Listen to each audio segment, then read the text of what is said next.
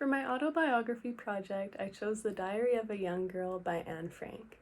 Anne was a 13-year-old Jewish girl who hid from the Nazis in World War II for 2 years in her father's office warehouse. I chose to make a model of the secret annex for my artifact.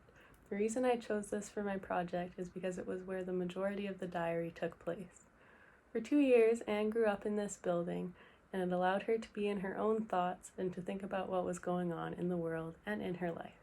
In the book, Anne gives a blueprint of the building and all its rooms, floors, and other important structures. I tried to replicate this as best as I could with my model, where I included the 3 floors Anne showed in the book and the rooms in which her and her roommates lived. The left side of the building is where Anne's father's office was.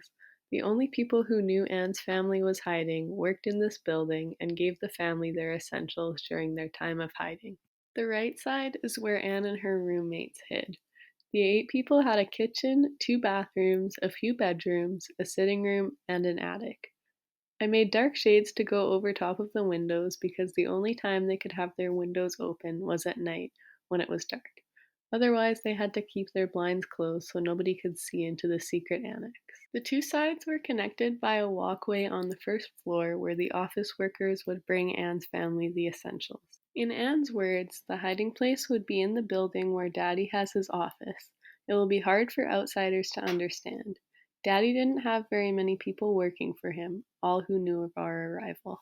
Anne's family went into hiding in early July of 1942, and a week later another family called the Van Dans came to join Anne's family in the secret annex.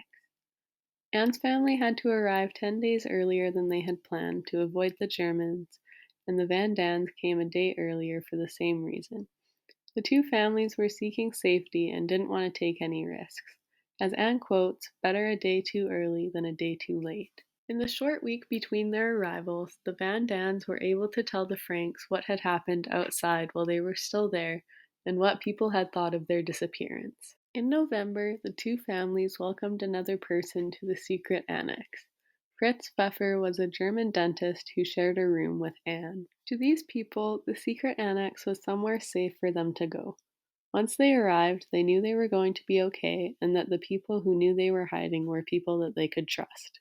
Before Anne went into hiding, she had a strong, extroverted personality, and the people who shaped that personality were mostly her friends.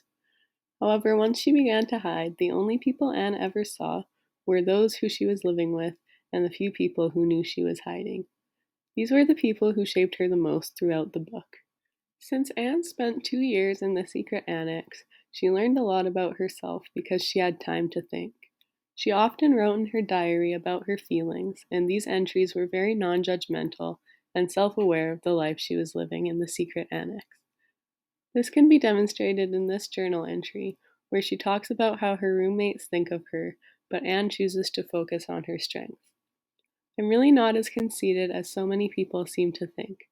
I know my own faults and shortcomings better than anyone, but the difference is that I also know that I want to improve, shall improve, and already have improved a great deal. Living in the secret annex turned Anne into the young, mature woman that she was. Anne only viewed the Holocaust from outside her window, yet she still knew what was going on in the world. She was smart enough to know that her teenage years were very different from a normal teenager's, but she managed to make the most out of it and focus on her future. Throughout the book, Anne maintained a positive attitude. She recognized that the world around her was changing and that she had to change with it. Anne remained optimistic in spite of the terrible events that were surrounding her. Like any teenager at that time, she experienced sadness and depression, but she found a way to look on the bright side no matter how down she was feeling. Anne's experience made her more grateful for ordinary things, but also just for being alive. Sadly, Anne passed away in the Bergen-Belsen concentration camp in 1945 as a victim of the Holocaust and never got to live the future about which she dreamed. Anne's diary is still being published to this day because her optimism in such a horrible, extraordinary time was empowering.